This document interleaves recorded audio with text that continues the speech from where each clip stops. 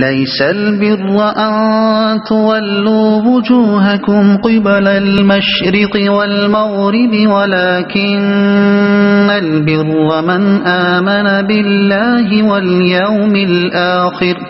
واليوم الآخر والملائكة والكتاب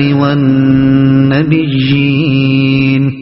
وآتى المال على حبه ذوي القربى واليتامى والمساكين وابن السبيل والسائلين وفي الرقاب